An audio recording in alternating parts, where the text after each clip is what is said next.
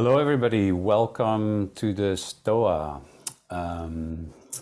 unfolding in the Metacrisis with Steve March and myself. So yeah, before we dive in and hand it over to Steve, I just want to introduce myself a little bit. My name is Ivo Mensch. I work for Perspectiva. It's a charity based in London, and we actually we deal with the meta-crisis more and more. Our tagline is "System Solve Society," so we really look at the relationship between our inner world and how it manifests in the outer world, like through in the ways that we build our systems and that we run the world and how we think about it. So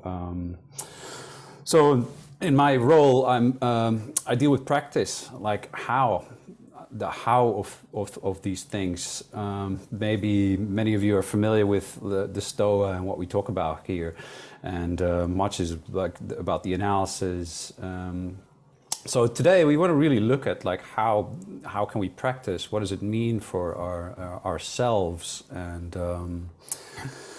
how we can actually navigate this time that is sometimes also called a time between worlds, in which we are moving from one paradigm, and we'll talk about this with Steve, of course, like one paradigm of being, of sense making, and how we can do that best. What are actually the practices that fit this best?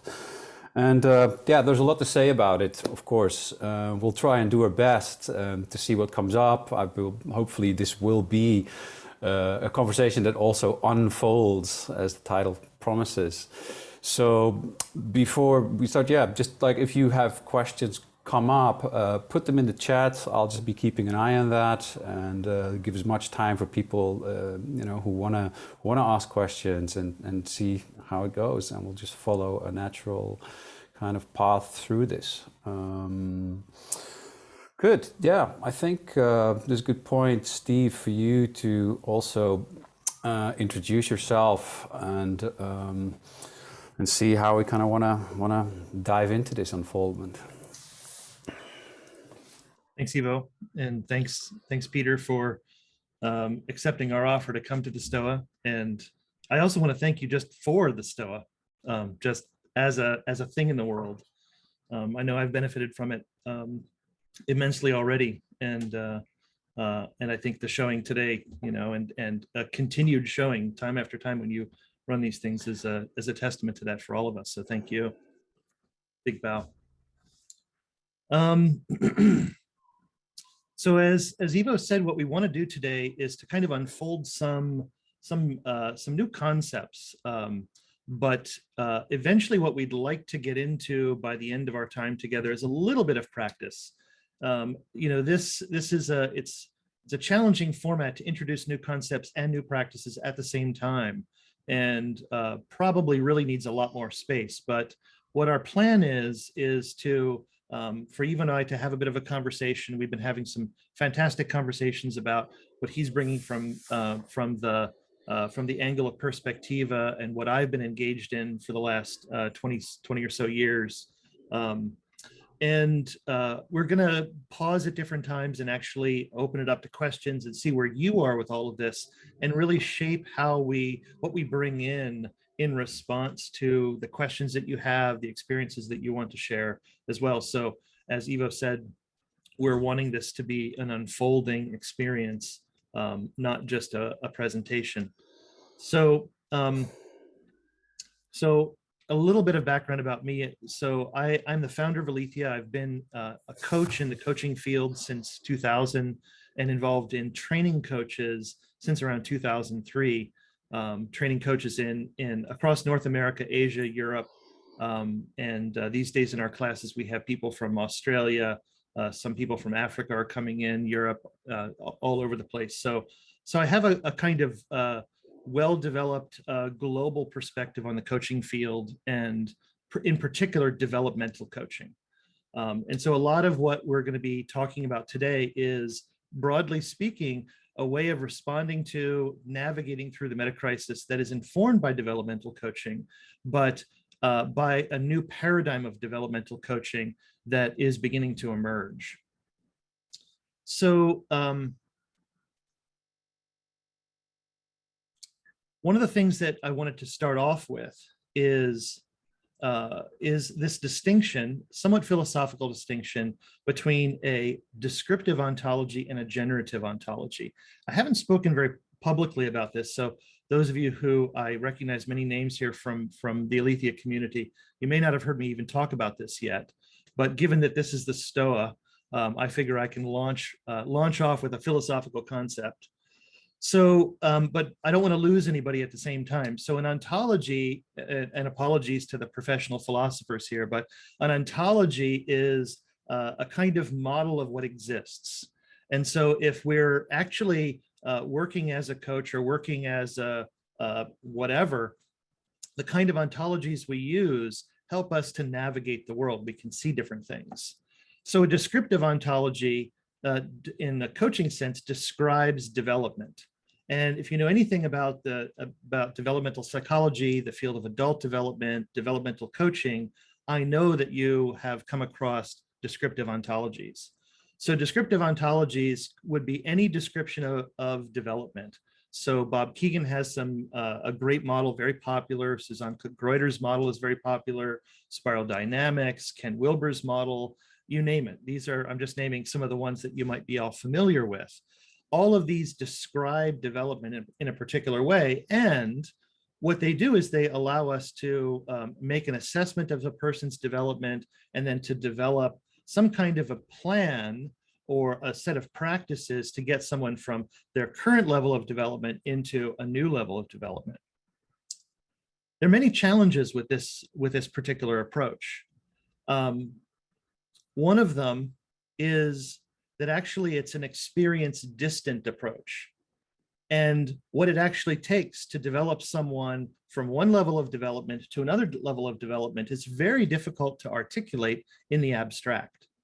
You actually have to work with a person in the particularities of their situation and their uniqueness as a person in order to develop them. So, and here I'm using Heinz Kohut's distinction of experience distance versus experience near.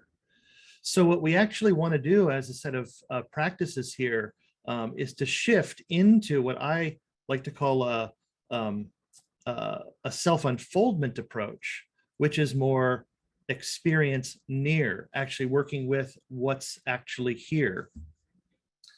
The other problem, which I see as even a bigger problem with descriptive ontologies, is that they can be colonizing.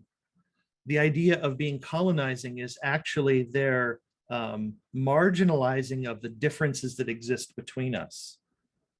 And so I contrast the descriptive approach with the generative approach. The generative approach is, and here I'm going to use some language from John Vervaeke that I've recently picked up.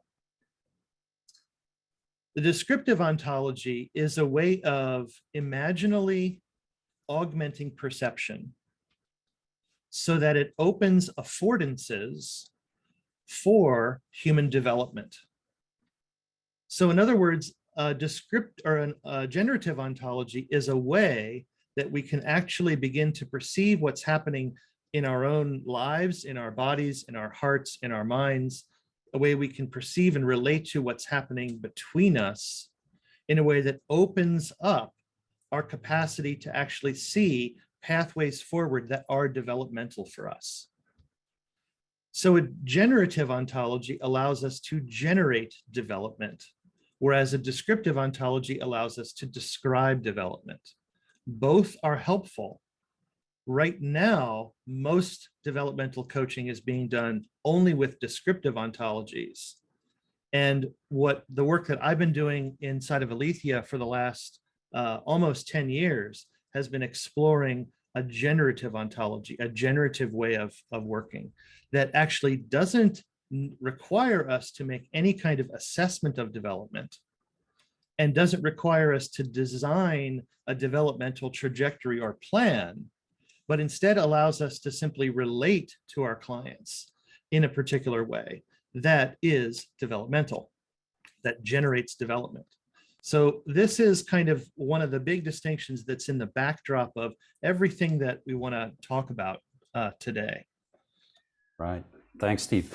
Yeah, just a question come up immediately, and that is like, why would this method of like unfolding like a generative ontology like fit so much better like in the context of the meta-crisis that we find ourselves in? And someone already gave had a question. It's like, can you also define like what the paradigm means? Because it is a big change in paradigm actually, right? So Yeah. yeah. Yeah. So maybe in order to begin to address that question about why this style of working with ourselves is most called for in these times, we actually have to lay out some of the basic ideas of this generative ontology. Because I think once you actually begin to have some of these concepts, then you can see what it actually looks like in terms of navigating the meta crisis. So let me throw in another bucket of concepts that we can start to play with in our conversation. When I was starting out in the coaching field in the early 2000s, I did what most coaches do. They get trained in one methodology, and then they go on and get trained in several more methodologies. This is an extremely common thing to have happen in the world, and those of you who are coaches here on the call have probably been through something like this. What you will wind up with if you do that, what I wound up with when I did that, was a very eclectic kind of practice. I would think when I met a client, maybe a little bit of this kind of work with them, maybe a little bit of that kind of work. These days, I think this would be called an ecology of practices that I was gathering. I know that that's a term that gets bounced around in the stoa a lot. And for me, there's a difference between an eclectic ecology of practices and an integrated ecology of practices. So what I discovered was that all of these methods that I had access to and had learned, they all work. And yet they were all very different from each other. And that kind of initially surprised me. I think naively, maybe I thought that all methodologies would be varieties on a theme, and that human beings being what human beings are, that, various different approaches would kind of converge on a particular way of working with human beings. But in fact, what I found was more of a divergence, all kinds of different ways of working with people. And but what I also noticed is not only do all of these ways work, they all fail to work. And I tried to understand what must be true about human beings to explain that experience, that all these methods diverge, they all work, they all fail to work sometimes. And I had an integrating insight around 2010, which was that they all work at different depths. And I could see, given the methodologies that I had studied, that there were 4 different depths. And being a kind of integratively oriented person, I started to wonder, could there be a method that actually integrated these depths in a single methodology? And so we would be able to actually work with the client at the depth that they were at, which is skillful. And as the client shifts in depth, we shift methodologies.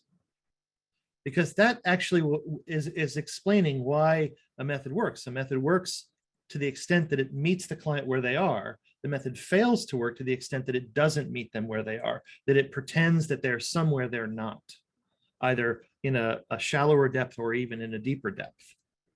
So we have to understand the concept of depth in order, and how that relates to development, in order to actually answer this question about how this unfolding approach actually relates to the meta-crisis. So there's another concept in here that I want to add, but I want to also pause and give Ivo a chance to come in with something here if you want to. Yeah, sure. Yeah, I think for me, it's really become clear, for some background. I've also been trained as a developmental coach and also been, as you say, Steve, like working with methods that actually sometimes work and sometimes they also fail. But for the most part, I find it, yeah, like the difficulty of like pulling people out of themselves, like as if there's some sort of, ideal that is somewhere in the future and with a territory that needs to be crossed, right? Rather than like really bringing people like back into the moment. And that is just, I find so much more powerful because, like me as a coach, when I'm working with, I don't have a goal either. It's like I can just like really meet someone really where they are. And bringing it back to the Metacrisis, I also have the feeling that this is something that we also need to learn to do collectively, because the level of complexity is often talked about, like about the Metacrisis. It's a distributed affair with lots of causal differences, and so our models often fail to grasp this complexity and work with it in a way that is actually effective. So, again, there's just many ways we can go from here, but I see in the communities that I'm a part of, and one of them is the Integral community, who are applying these models that are hierarchical and unfold in time. And then somewhere there is this beautiful future, like a growth to goodness is often a term that is used. But it often excludes a lot of the complexity. It excludes also a lot of the voices in the room if reality actually defies the model and the application of it. So I see that actually generates a lot of negative externalities often. And that's why I also think that an approach that is much more in the moment and relying on a different kind of intelligence that we can tap into, even as collectives, I believe, is for me the way to go, and why this is actually speaks so well to a different type of action logics. So that's what I would add to this. Yeah, what's happening in the world today, and I think this is part of what the Metacrisis is bringing us, is we have this world filled with hyper objects, this world filled with things that are highly complex and dynamic, that are escaping the conceptual apparatus that we have for understanding it, right? And that's actually one of the limits of this descriptive ontology. We can have a descriptive ontology, and yet we'll keep finding things that are unfolding and not sure where to categorize it, how it fits into that kind of ontology. So the shift into this generative ontology, a generative ontology is always based fundamentally on facing into the situation as it is directly, right? So unmediated, and in fact, very often inside of a generative ontology, there is an opening to reality, an opening to the present moment, and an acceptance of one's not knowing of what's actually happening, and finding that very not knowing as an affordance for development, as an affordance for actually navigating the situation that we're in. That if we try to fit the situation that we're in into some kind of preconceived idea about what we're in, very often we wind up blinding ourselves to something that's actually emerging freshly. And so the whole shift here from these sort of more descriptive approaches into the more generative approaches is to work with what's here and to notice fundamentally that there is something that's already unfolding, something that's already changing. So there's this kind of part of the paradigm shift is a shift from there only being one source of change in the world, which is change that we make happen, to noticing that in fact there's another source of change, which is the kind of change that nobody is making happen, right? This is the more emergent kind of change, the emergence that comes from complex systems, and beginning to learn how to navigate with that, because the world that we're in is constantly violating the boundaries of our conceptual apparatus over and over and over and over and over again. And so we keep finding ourselves surprised, and there's this sort of kickback that we keep trying to stabilize our view of the world again, instead of opening up into the fluidity of emergence. So this is part of the shift here. Yeah, thanks, Steve. I also see Ernest put something in the chat here, and he says like the hard part is also unlearning the habit of viewing other people as defective versions of ourselves. And I think it's a very important point that we haven't talked about yet, like this sense of deficiency that we always seem to come from when we have a developmental approach rather than coming from wholeness. And maybe it is a good place to actually segue into and like kind of highlight the difference between parts and process, and from there and maybe talk about what it means for our identity, right? Or let's actually highlight the difference between self-improvement and self-unfoldment, right? Because I think that's really more to the point of this question. I'm going to share a slide here that contrasts the two of these things. So these are sort of, along with this distinction between descriptive ontology and generative ontology, what you have are two different approaches to working with ourselves. The first I call the self-improvement approach, which really dominates the vast majority of the coaching field at this point, and the vast majority of our culture. There's a big emphasis in self-improvement in our culture. There's a lot of positive things about that, of course. But if we really take a deep dive into it, self-improvement always starts with this sense of self-deficiency, right? And we're constantly asking what is missing. And there is a certain way that we attune to ourselves and to each other and to the world in our current culture. Heidegger called it the technological attunement, in which we view everything as kind of a capacity standing in reserve. And what we've begun to do really, and this isn't a new thing, this really started to happen in the early part of the last century, is we've begun to see ourselves in technological terms. We've begun to see human beings in technological terms. And so very often we're gauging our sense of capacity and noticing how we're able to feel valuable, how we exchange our capacity on the market for income, et cetera, and naturally wanting to be more capable. And so we look at, where we are right now, we look at where we want to be, and we ask, how do I close the gap? This is very common self-improvement kind of language.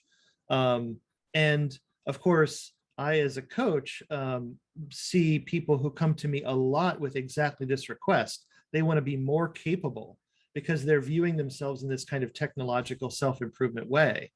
The challenge that I see with this, and I've seen this over and over and over again, so much that I can't even count the number of times, is that when we take a self-improvement approach, any kinds of bumps along the road, any kind of difficulties that we run into, only seem to reinforce the sense of self-deficiency. They reinforce the sense that we don't have what it takes, which then reinforces the need for self-improvement.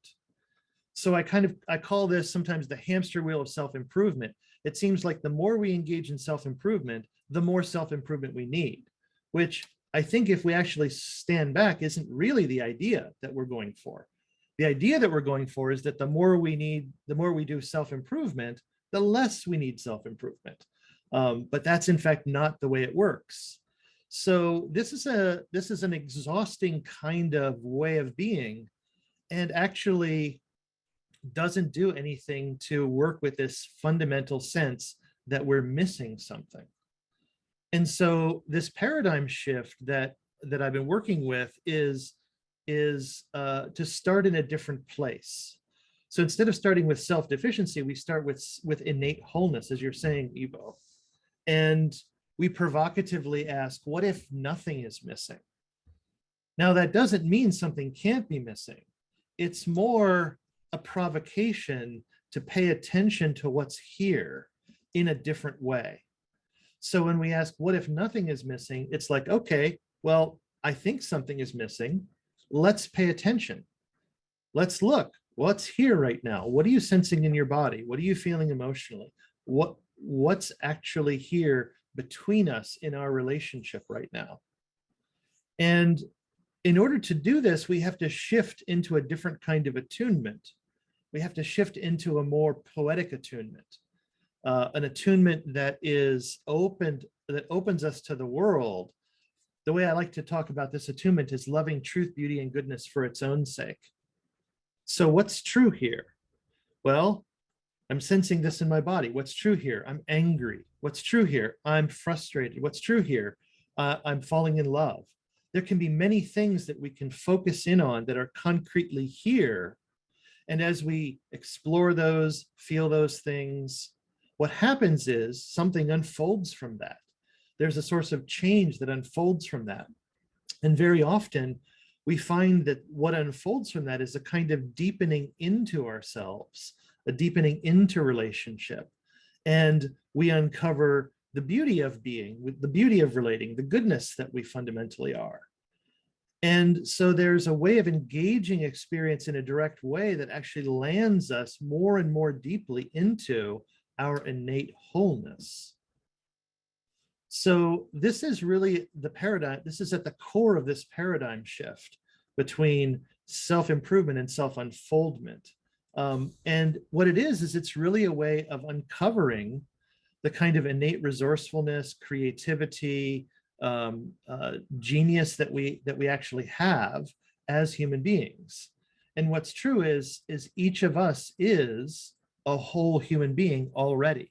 So the whole idea is to begin to shift into this kind of paradigm as a way of navigating the metacrisis.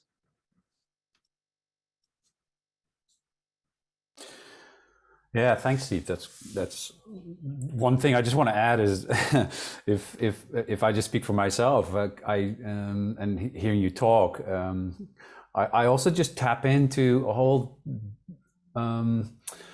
like a different kind of trust. Basically, it's I can just stop striving for a moment, right? And I think just so many people, you had the phrase hamster wheel there, but I mean, I know this hamster wheel. I've been on it for like a long time.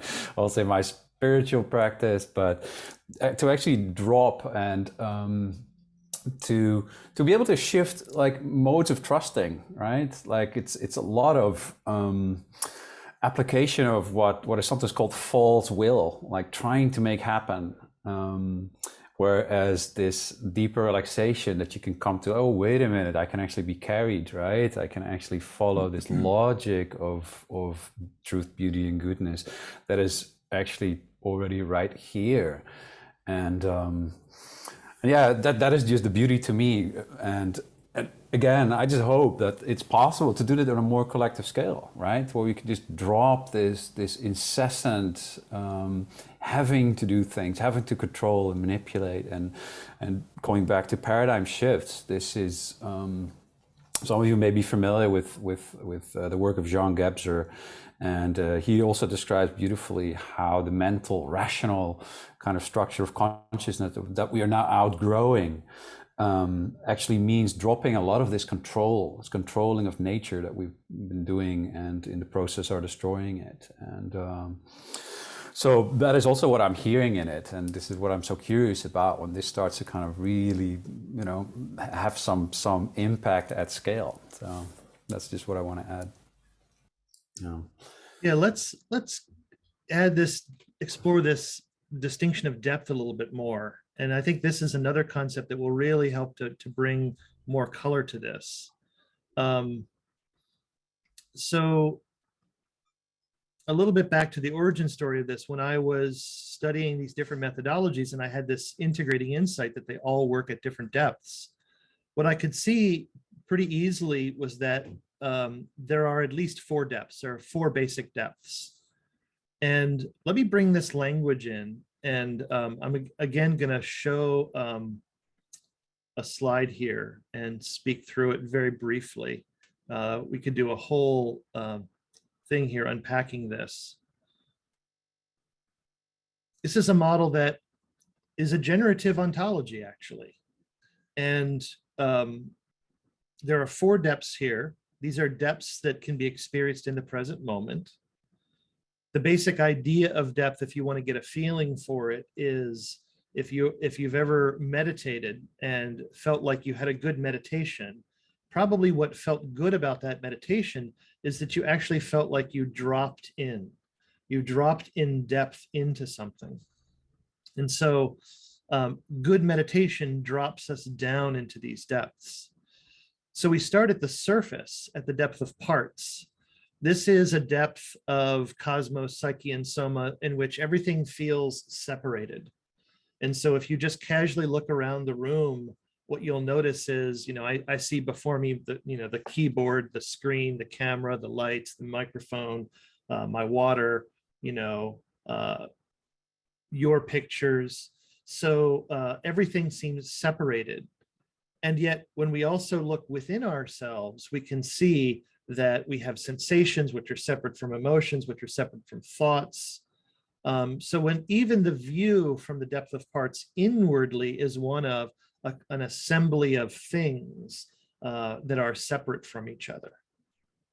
When we actually drop in depth into the next depth down, the depth of process, what we experience is a kind of fluid flow of relatedness.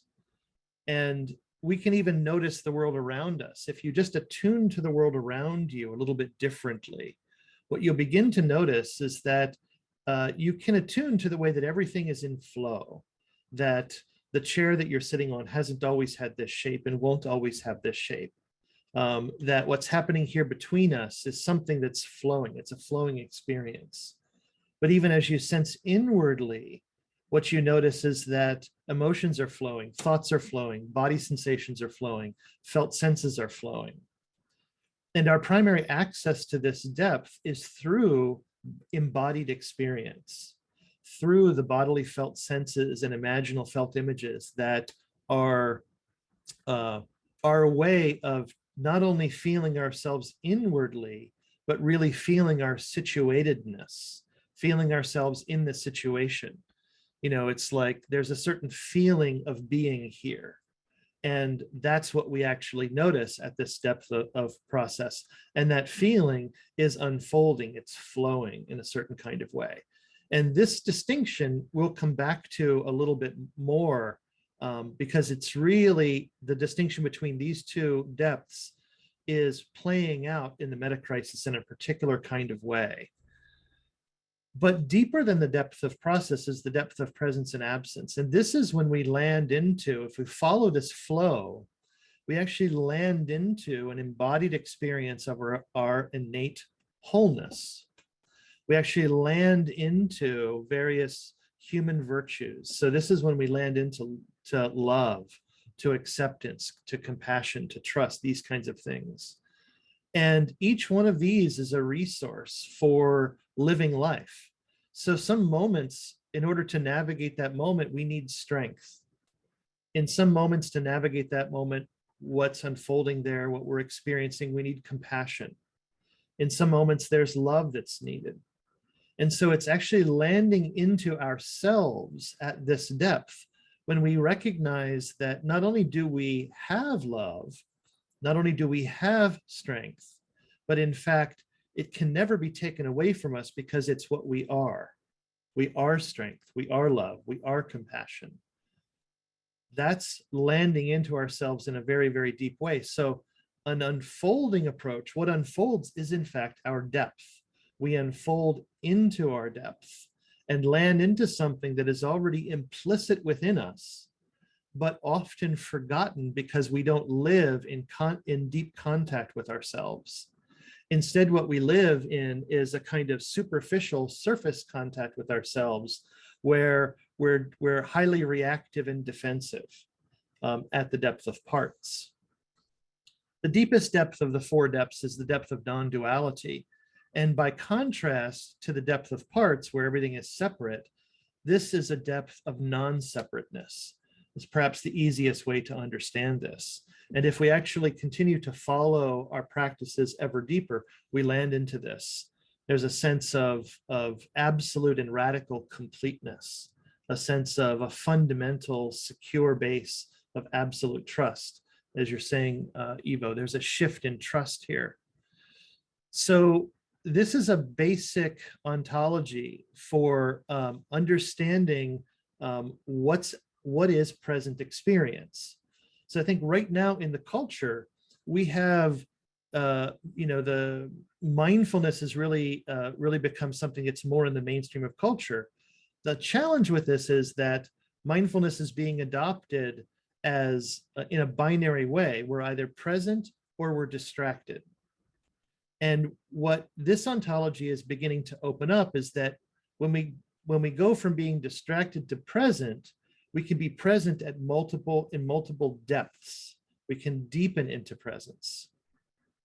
So working in the present moment with this kind of generative ontology gives us different kinds of methods. So there's method that we work with here: parts work, process work, presence work, and non-dual work. And I'll throw one more distinction here because I think it really helps us to understand unfolding in the Metacrisis on top of this. And then let's unpack this a little bit more. And that is, how can we actually understand human development in terms of depth? This is the big question. So here is a model of human development.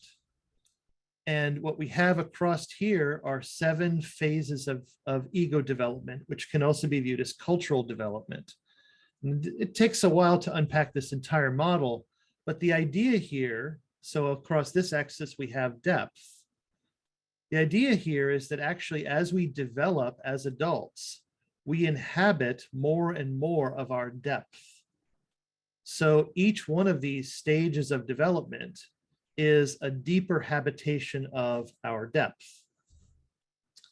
So most of our culture right now is actually at the phase of solid identities. This is a phase in which there's a kind of stability of identity, stability of a lot of different things. Stability is the primary idea here. And this is a phase that is centered at the depth of parts. If we look at this, a developmental step forward, we have the phase of fluid differences, which are centered at the depth of process. Here's the thing, our culture is actually right here. Culturally speaking, we're at the cusp of solid identities and fluid differences. We can see this because living at the phase of solid identities, where we have certain stable conceptual models, stable senses of identity, that works more or less when things don't change a lot. But we're now living in an age in which there is a high degree of dynamism. And as we spoke about earlier, our models of reality are failing us in certain kinds of ways. So what we're also starting to see are various kind of marginalized populations and identities, which have been marginalized and devalued in this phase of solid identities, are starting to become more centralized and valued. And we're starting to see and understand that actually who we are as human beings is much more fluid than it is stable. And this is actually something that we have to shift into. Of course, there's a lot of exploration of gender fluidity, just as one example of this. But if I unpack this a little bit more, this shift from solid identities to fluid differences is this shift from a solid sense of one's identity to a fluid sense. Some people, the work of Timothy Morton and Dominic Boyer, have talked about hypersubjects and hyposubjects. I know Dominic was on the STOA last month. Great conversation about really understanding that how we understand ourselves as human beings is beginning to shift as we shift into this different phase in our culture. When we're caught in solid identities, there's a big focus on self-transcendence, on self-improvement. As we shift into fluid differences, there is instead, and this is a word that I first found in Morton and Boyer's work, there's instead more of an openness to subscendence, right? And in fact, this self-unfoldment paradigm actually integrates transcendence and subscendence. That's something we can double click on later if that's of interest. Power in the phase of solid identities is held and expressed by position. It's centralized in institutions. Power in this phase of fluid differences is more relational, more transformational in nature, and is more decentralized. I think this is actually one of the things that in the leadership courses that I teach is one of the primary things we're studying is the way that power has shifted over time. It's no longer held in the position of leaders, much to their frustration oftentimes. It's often held in a much more decentralized way. You know, how many CEOs of companies have shown up to work only on Monday, only to find out that over the weekend, there was some sort of viral message that spread through social media, and now they have to cancel all their plans for the week and deal with that mess, right? So do those CEOs feel powerful in those moments? I would say probably not. So there's something about this shift in power that's happening here. In the phase of solid identities, differences are seen as destabilizing and marginalized because we want to keep things stable. However, in fluid differences, differences are valued. They're a source of resiliency. They're a source of a kind of diversity of ways of beings that we actually need. One of the books I'll turn you all onto that I'm studying right now is a book by Arturo Escobar called Designs for the Pluriverse. The phase of fluid difference is a pluriversal universe, and in need of this.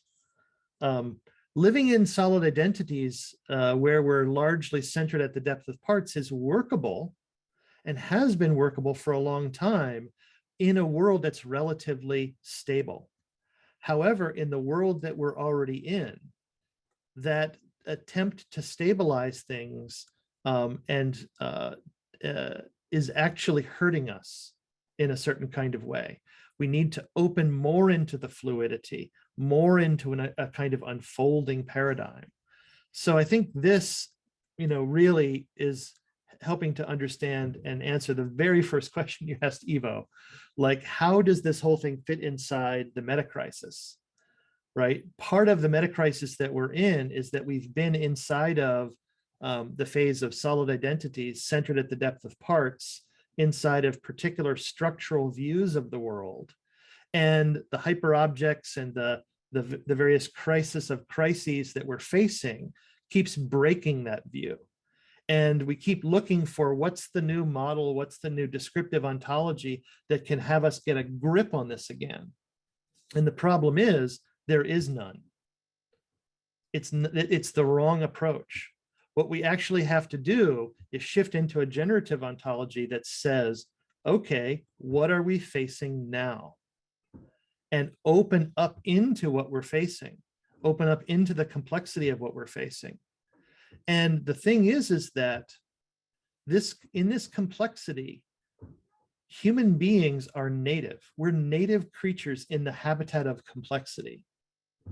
And that in fact, we have exactly what this moment takes if we drop into deeper contact with ourselves. What this moment takes is compassion, is love, it's strength, it's courage. It's these kinds of things which are innate and implicit to the human spirit. This is what it takes to navigate the metacrisis. If we instead try to re-centralize control, re-centralize power, scoop things back together again, figure out what model makes this whole thing make sense again. We're all going to do that, by the way. We're all guilty of that, right? It's natural that when we feel destabilized in the world, that we seek to reestablish a previous stability. The thing to understand, though, is that if we actually open into this dynamic, emergent, ever-differencing world, that there is another source of stability on the other side of it, which is to drop down even deeper in depth, into the depth of presence and absence, into the depth of non-duality. And we can actually land into a kind of structural view that's more integrative, as opposed to the structural fragmenting view of parts.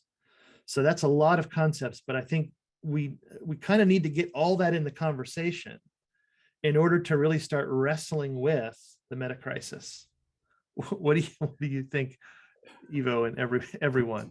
Well, yeah, exactly. That's my question too. Like, I'm just wondering what questions there are in the room at this point. So, if you just want to raise your hand or put some more questions in the chat. I mean, Yeah, let's that open was this a up. pretty sizable download, I think. So much to process. So if like even just terms, maybe there's plenty that you're not familiar with. We got some questions already about like what is paradigm, what is the meta-crisis. So we answered some of those in the chat. But please go ahead. So.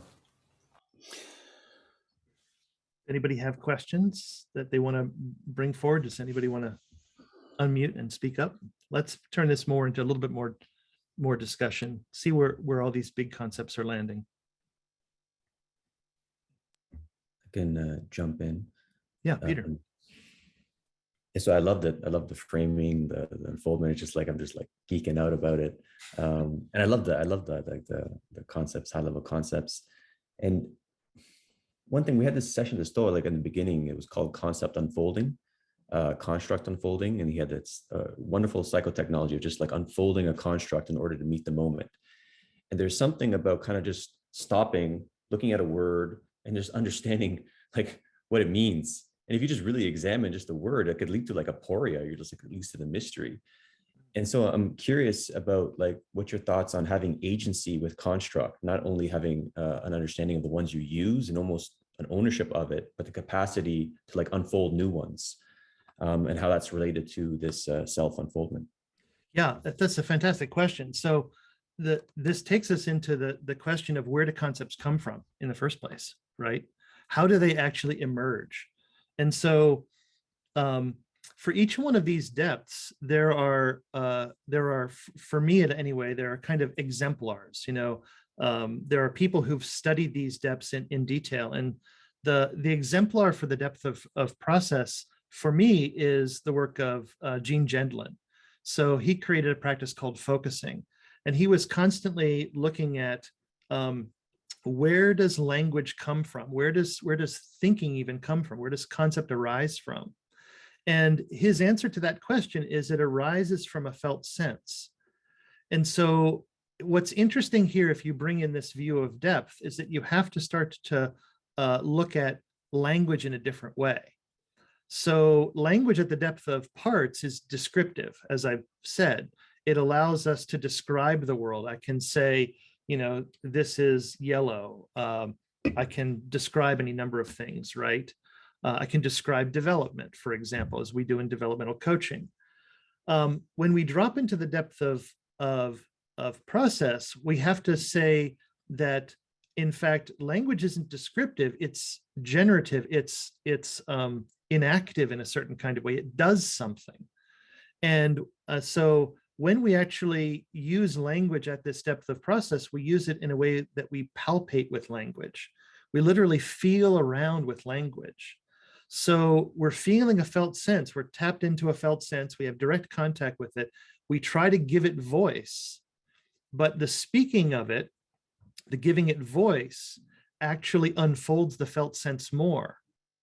And what we'll find is that we have even more to say about it.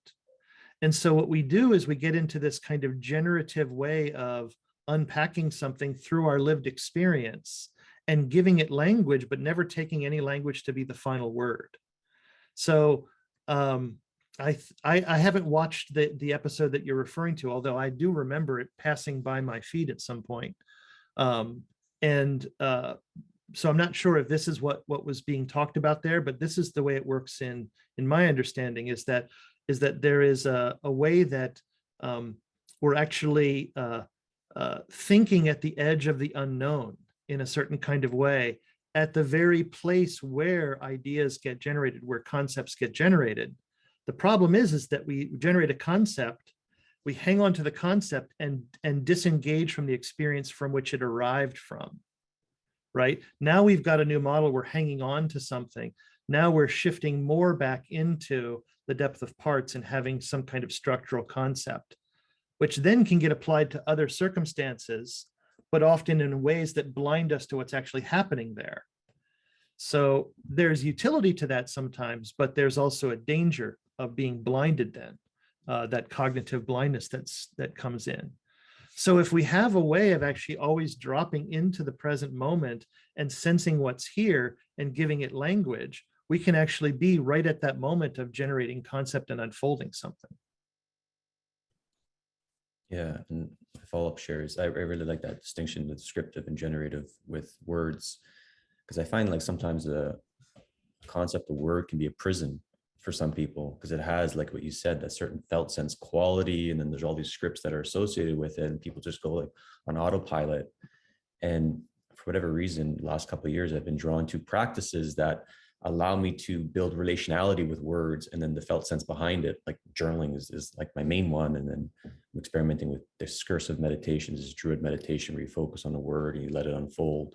And so, yeah, my curiosity is kind of like your ecology of practices that help afford these type of things. But yeah, I'll pause there, and thanks for that that share.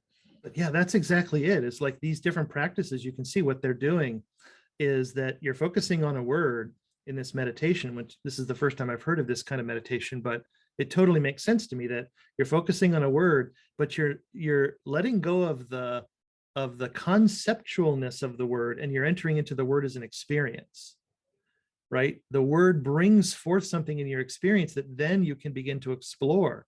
And that experience as it unfolds is also the word, but it's the word at a different depth.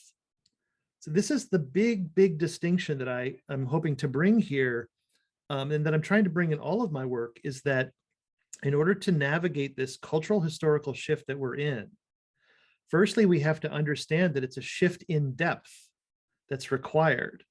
And depth is, broadly speaking, the thing that our current culture is blind to.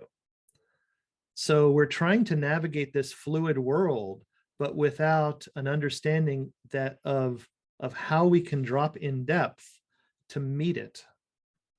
We're trying to grapple with this world in a solid identities way, and yet that way keeps breaking over and over again. Yet we keep trying the same thing instead of actually moving into a different way of engaging the world.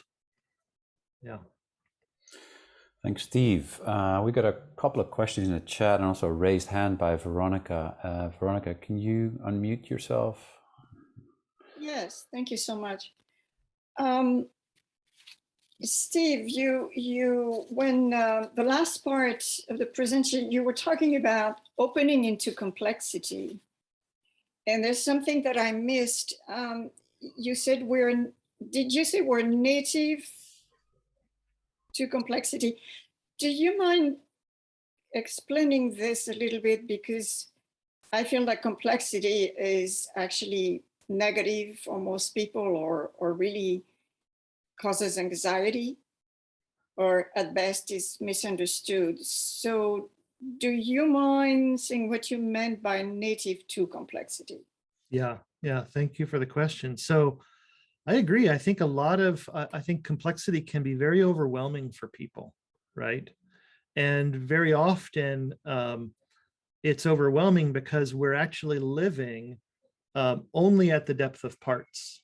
At the depth of parts, we want everything kind of nice and neat and in its category. The depth of parts is very structural in nature. The depth of parts gets anxious. When we're living at the depth of parts, we become anxious in the face of emergence, in the face of the shifting sands of the world. And yet the world is constantly this shifting sands. Everything is dynamic. Things are complex. Things are emergent. They beguile our way of grabbing it. The world beguiles our way of grabbing it at the depth of parts, which we're constantly trying to do. So when I say that the thing that we've forgotten about is that we're actually natives in this habitat of complexity, is another way of saying that what we've forgotten about is our own depth. So actually, when we drop in depth from the depth of parts into the depth of process, we start to open to a kind of innate resourcefulness that we recognize that, in fact, in the midst of a complex situation, the body's felt sense, the imaginal felt images that are naturally arising in us, help us to skillfully navigate that complexity in a way, instead of being overwhelmed by it. But here, we're not trying to control that complexity, right? The control is the kind of solid identities, depth of parts paradigm. Here, we're relating to it. So as we drop into the depth of process, we drop into a kind of relational way of being, right? Not an attempt to control it. And when we do that, we find that we can swim in complexity, and we can get from point A to point B. We can navigate, and take care of the concerns that we have for health and relationship and money and a variety of different things. We all have these concerns. We can take care of those concerns, but not in a way that is entirely pre-planned, and entirely an exertion of control and dominance of the world. It's more a deep relatedness or interrelatedness even with the world. And there we find that we're natives in this habitat of complexity. That's one of the things we have to remember and learn to embody to navigate the metacrisis. Thank you. It makes me think of overusing the left hemisphere as opposed to the right hemisphere. That's one way to look at it. The right hemisphere, yes, is the left hemisphere is very much depth of parts. The right hemisphere is very much depth of process.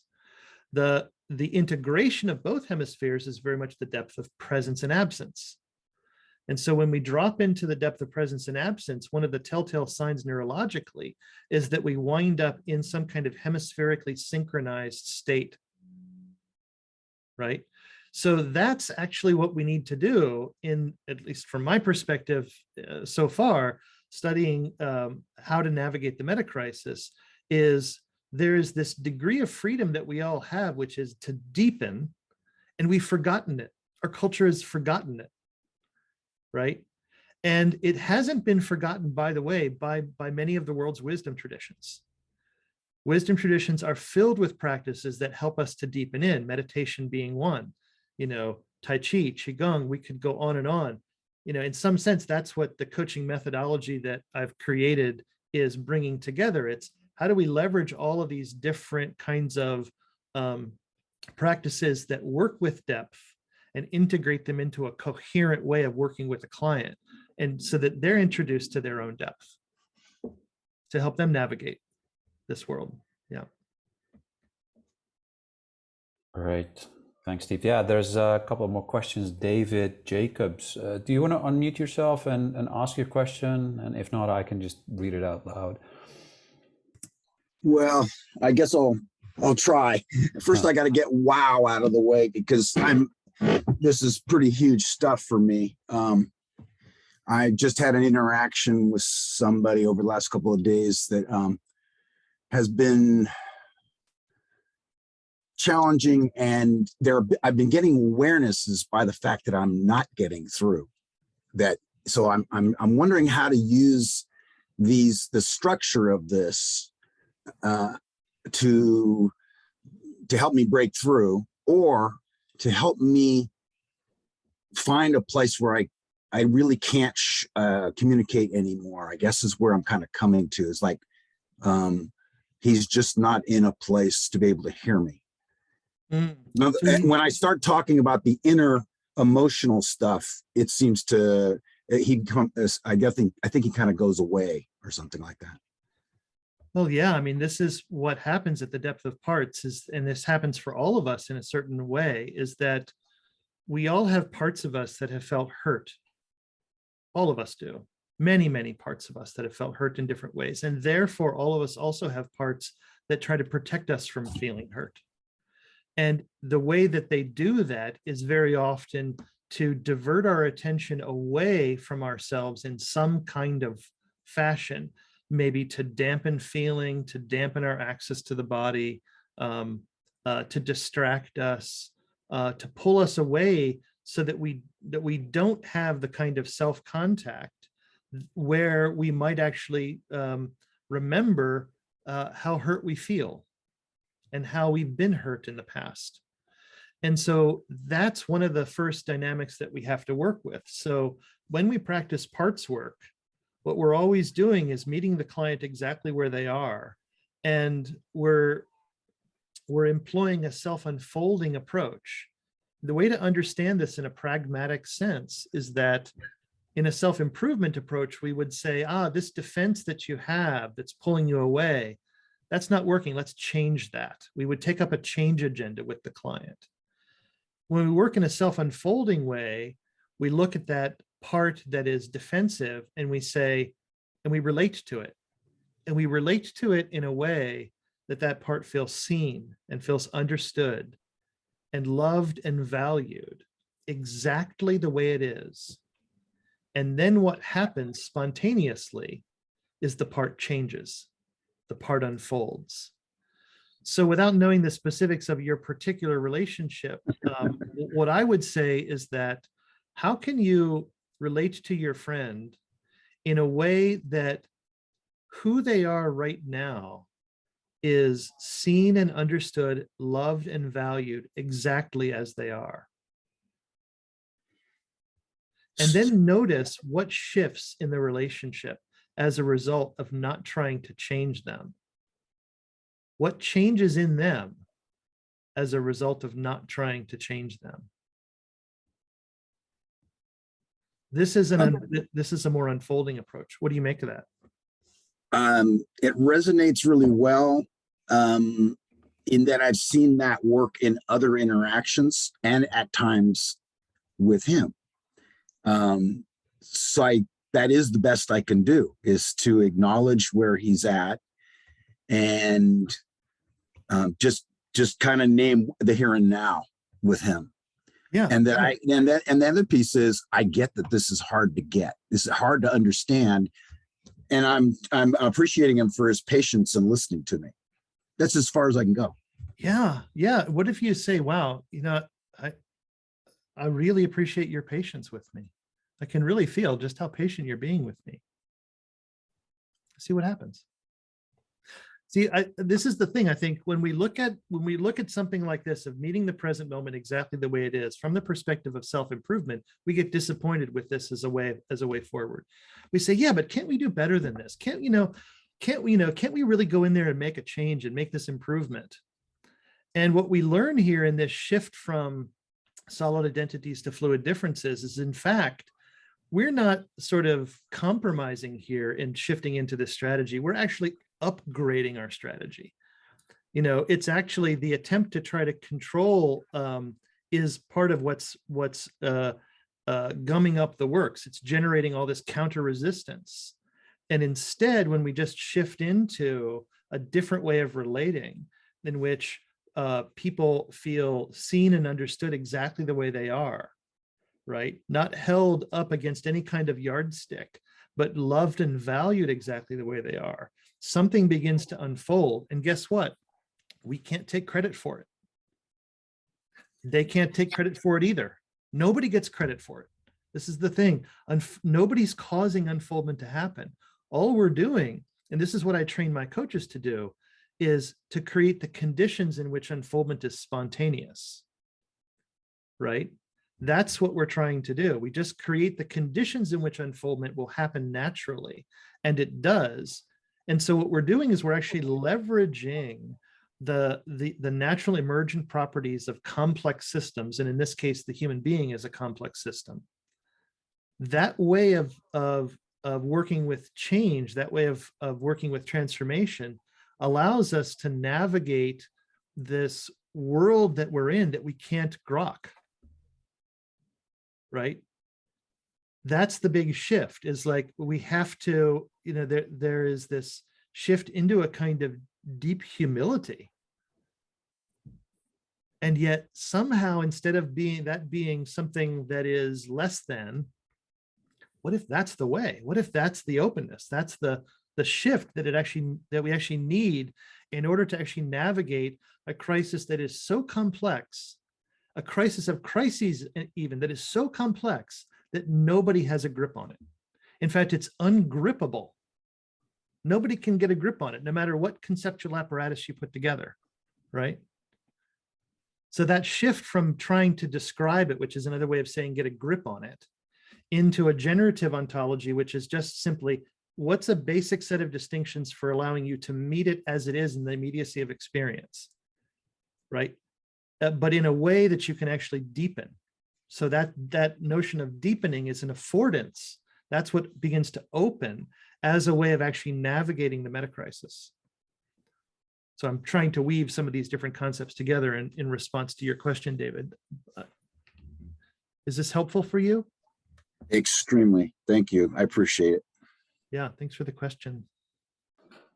Yeah, thank you. There's something connected to this one. It's related to goals. So Sol Soloncha, if you could unmute and maybe read out your question, and if you can't or won't, then I can do that.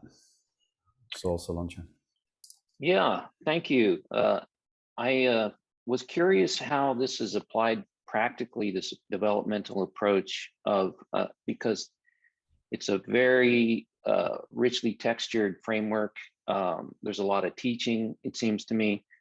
But when someone comes in the coaching relationship with a goal, like how would you work with somebody in practical terms to help them accomplish their goal using this framework?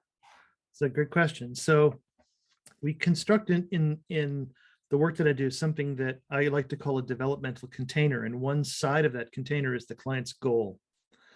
And it's really the client's goal. It's not my goal, it's their goal. They have full responsibility and agency for fulfilling that. What they do and what I invite them to do is to begin to notice the kinds of impediments that they're running into.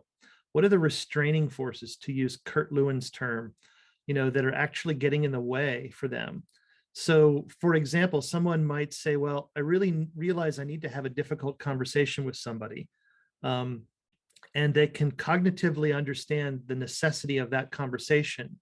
Yet a part of them can be really scared to have that conversation. So that part that's scared is actually thwarting them. It's actually an inner impediment that they're struggling with. And so what we do in the coaching conversations is actually work with those impediments. And the idea is to reduce the impediment and allow the natural driving forces, the natural forces towards the fulfillment of that goal to start to have more freedom to take over, right? So that's the basic idea. So we really just continue to work with impediments, but we work with them not in a self-improvement way, we work with them in a self-unfoldment way. And through that, the client actually develops psychologically. Thank you. Yeah. And what can also happen is with that development, after a while, the client may recognize in some instances that in fact, they now reconceive the goal, that the goal itself has unfolded, that they say, I'll give another example. Let's say the client comes in and says, I really want to get a promotion. Okay, you want to get a promotion. We could explore for the sake of what's going on there, but let's just say for the sake of the example that that's the goal that we stay with. What are the impediments? So the client is invited to come to the coaching calls, noticing the kinds of things either in their environment or within themselves that are sabotaging their efforts to get a promotion, right? These kinds of impediments. We work with those, the client begins to develop psychologically, unfold some, and after a while they say, you know what? I realize that in fact, what I'm really about and what I really want to focus on is I want to feel more fulfilled in life. And I thought getting a promotion was my ticket to feeling more fulfilled. But as I develop more and I have a different sense of myself and a different sense of other people and the world, I'm actually realizing that getting a promotion isn't necessarily going to do that for me, right? And so the very goal can also unfold. So that's one of the fascinating things. So I always invite people to hold the goal seriously because that enables them to identify impediments, but simultaneously to hold it lightly, so that the goal itself can continue to unfold as they change and unfold themselves. And would you say that's how you relate this to the meta-crisis? So if somebody's individual wrestling with or pursuit of a goal within the larger context of what this conversation was framed around the meta-crisis. Yeah, so oftentimes in the meta-crisis, we have a particular goal that's coming out of a sense of solid identities, a particular way we want to centralize power for ourselves. And yet we keep getting sabotage in a variety of different ways, both internally and externally with that. We can work with that in a way to reconceive the goal. And in some instances, that's a better way of actually beginning to navigate the meta-crisis, is we have to reconceive our situation, reconceive and really re-experience ourselves in such a way that we begin to orient in a different way. It's like, it's if you could say, it's like we have an inner compass or an inner GPS system, and we almost need to navigate the metacrisis. We need to give that system an upgrade, right? And so the challenge is that for all of us, the system that we learned has largely been one that has been promoted in the culture.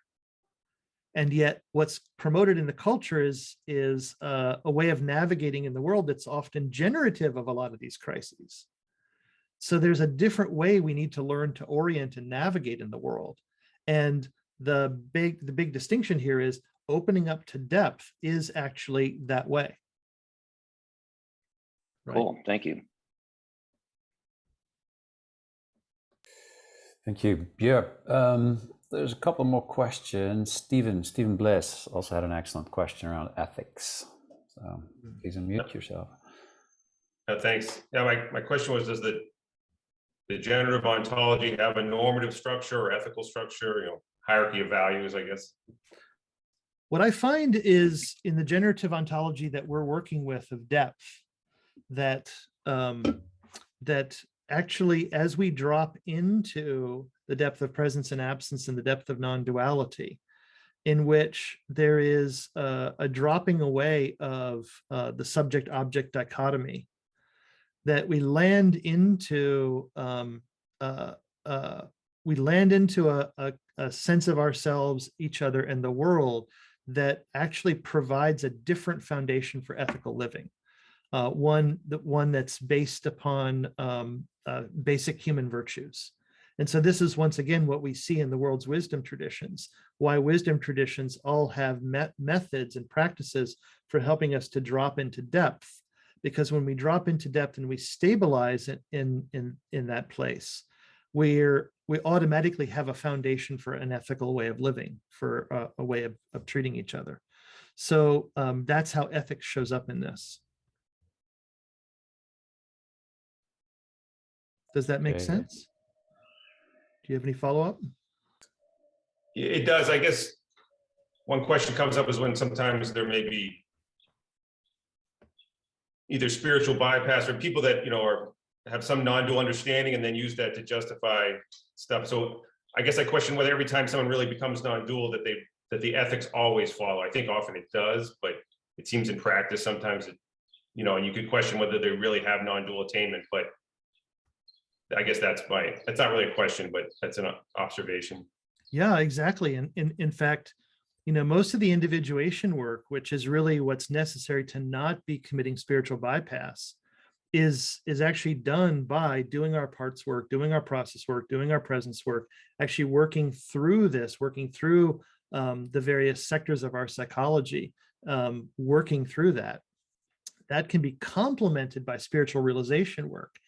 Spiritual realization work is often, I sometimes call it the express train, because a lot of those practices jump from the depth of parts directly into non-duality, that the kind of sudden awakening approaches. And those can be extremely powerful as well. But in the whole Aletheia metapsychology that I'm working with, we have this path of gradual unfoldment, which takes care of our individuation needs, and we complement that with sudden awakening. And so we actually are working to prevent and inoculate ourselves against spiritual bypass, right? Now, let's also be honest that anybody who starts to play in this field will commit spiritual bypass from time to time. That's just going to happen, right? So if you only have sudden awakening approaches without any kind of gradual unfoldment approaches, you're more prone to that. If you bring in gradual unfoldment, which is what I teach first, before I teach sudden awakening practice, then you tend to inoculate yourself against that. And even when it happens, you have a way of regrounding back into the immediacy of your emotional states and things like that, so that there isn't a kind of using spiritual practice as an avoidance of anything. Yeah. Thanks. Deborah Knox, you had a, like, really, it is a question, but it's also a ponderance, and I felt attracted to this question. It's, do you want to ask this to Steve, or shall I just read it out?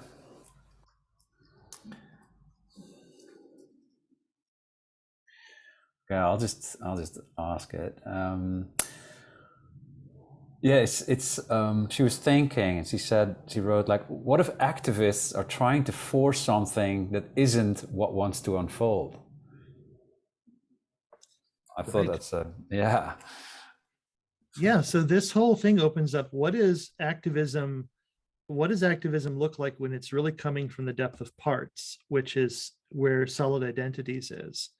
And how does activism need to become transformed in order to actually navigate the world that we're really in, which is a world that is more and more of fluid differences? So I think that's a really interesting point.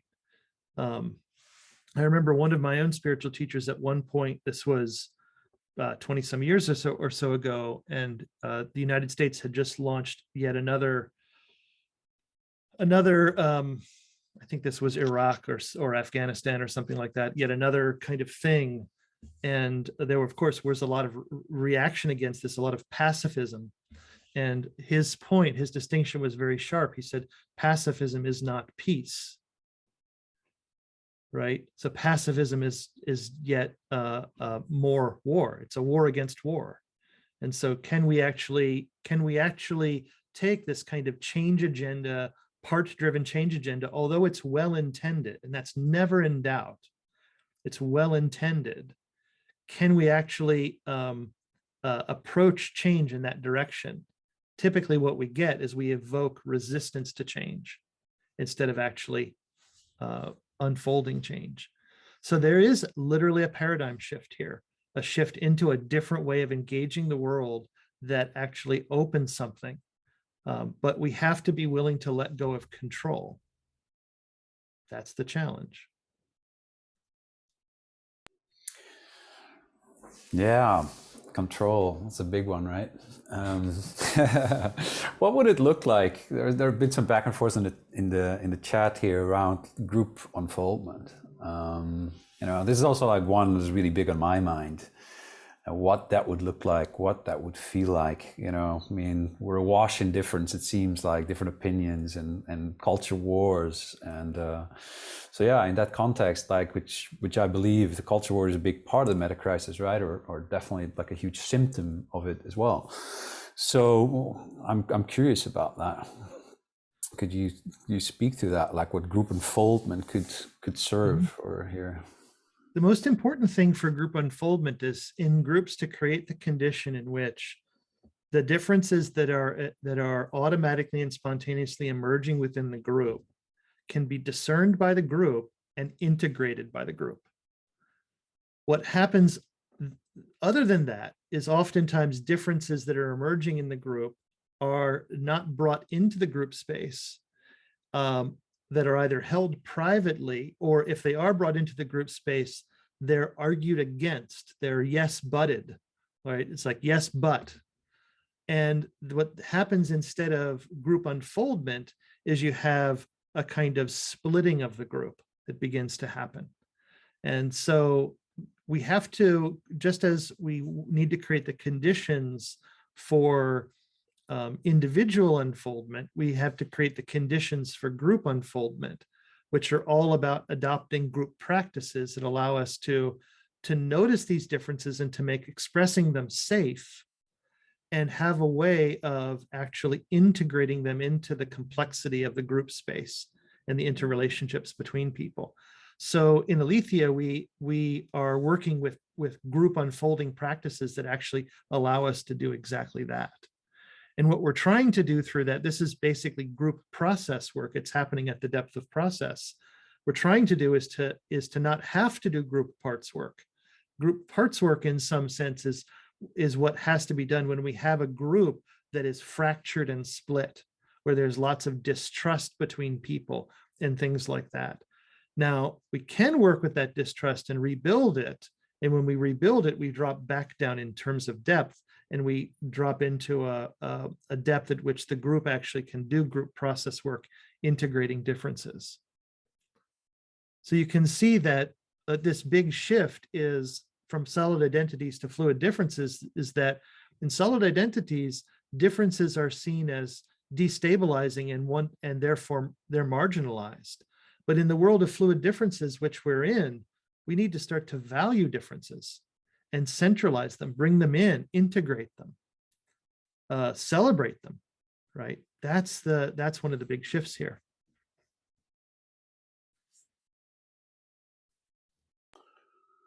Great, thanks. We're kind of nearing the end. We've got about 7 minutes left here. Philip looks like he has something. Who's got something? So, yeah, very quickly. I probably can't explain this very well, but it's reminding a bit of Jeremy Lent's work. I don't know if you're familiar with him. He has an institute called the Ecology Institute in Berkeley. And his work is driven a lot by looking at modern science now, like systems theory, and comparing it to ancient wisdom like Taoism. And so Leology comes from Li, and the Chinese explanation or description of that is organizing principle. So he's taking these kind of, it sounds to me like he's taking this generative development of the individual and then looking at, when we get to that level of depth, what are the organizing principles, but are then bringing everything together to find solutions. I've heard of his work, but I'm not familiar with it. But based upon your description, I'd say it's really sympathetic and resonant with what I'm talking about here. Yeah, because what we find is that there are certain organizing principles that then flow into methodology. How do we work methodologically at each depth? We follow those basic principles of how those depths operate and how change emerges at each depth. And we're really trying to mostly create the conditions to allow those principles to simply operate, as opposed to trying to dominate those the change that occurs at those depths.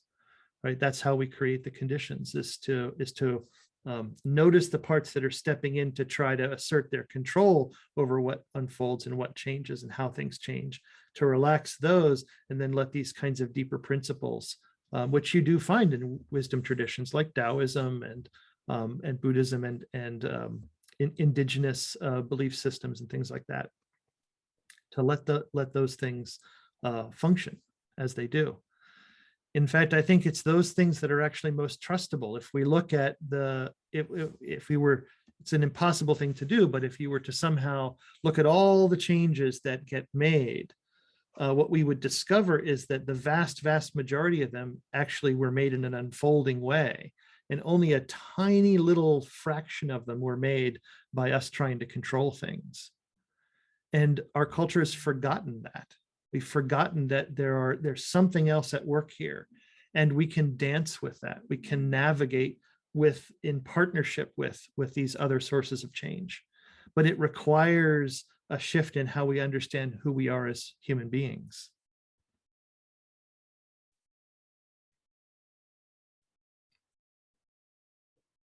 thank you for that. Yeah, looks like we have time for one more. Anna Coley.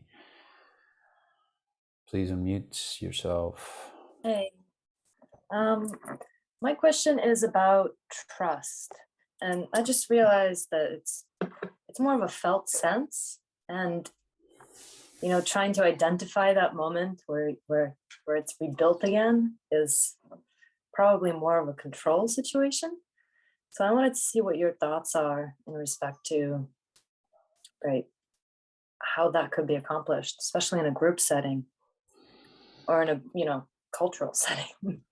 Yeah, so I mean, trust is a huge thing. It's really central to all of this, and there's different ways to look at it. There's self-trust. There's trust that we have between each other. A way that you trust me and I trust you. There's trust in the culture at large, trust in the group at large. So we'd have to dive into all of these different things, but the core of it is, it starts with self-trust. We can't really trust another person unless we trust ourselves. because trusting another person is saying, let's say I trust you to be reliable, or I trust you to be safe. Well, I have to trust my own assessment of you before I can trust you. So a lot of what we're doing by actually working in the present moment, by working with what's here, what are we sensing in our bodies, what are we feeling emotionally, what are we thinking, is actually deepening self-trust that allows us to be in the midst of situations in a way that we can more easily navigate them, right? Then what we learn when we start to work in between us is that we tend to trust people that we feel genuinely seen by, right? And so the practices, the relational practices, need to be ones in which we're listening and then mirroring back what we understand that the person is sensing, feeling, bringing forth into the conversation in the relationship. And we work back and forth because inevitably we're going to get it off a little bit. And so we stay in that conversation working until the person says, I really feel seen by you. I feel understood by you. I feel valued by you. And it's in that moment that trust deepens, right? So those kinds of conversational practices form the heart of the kind of coaching method that I'm teaching, but I think are portable to every other relationship in life, right?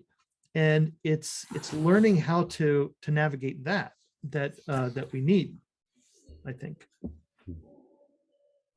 Thank you.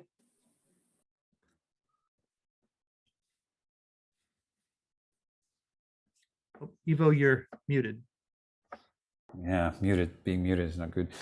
Yeah, so we're at the end, we're at time. So I just want to say thanks everyone for bringing it, like with these great questions, and there's just so much more to answer, of course, and to ask. So, and also want to thank Peter for hosting us and having us on for the STOA. So everybody check out what other events are there at thestoa.ca, and also, of course, want to thank you, Steve, for really sharing the wisdom and this incredible method that I think has just so much potential. And as you and I know, there's just so much more to share about. So hopefully we can keep exploring in the context of the Metacrisis and what inner work of this kind can really offer as a means of navigating. And so that's what we're doing. And my sense is that's what a lot of people here are doing and what is on their mind. So I'm hoping that many, many more sessions will happen and it can become more and more feeding into each other to create a critical mass of unfoldment that actually unfolds the Metacrisis itself. So we can look to the future with more trust and hope, and that it may come from a place of truth, beauty, and goodness. All right. Thank you, Ivo. Thank you. Yeah. Thanks. Thank you, everyone. That's for being here. that's Thank all for you. now. All right. Thanks, Thank you. everybody.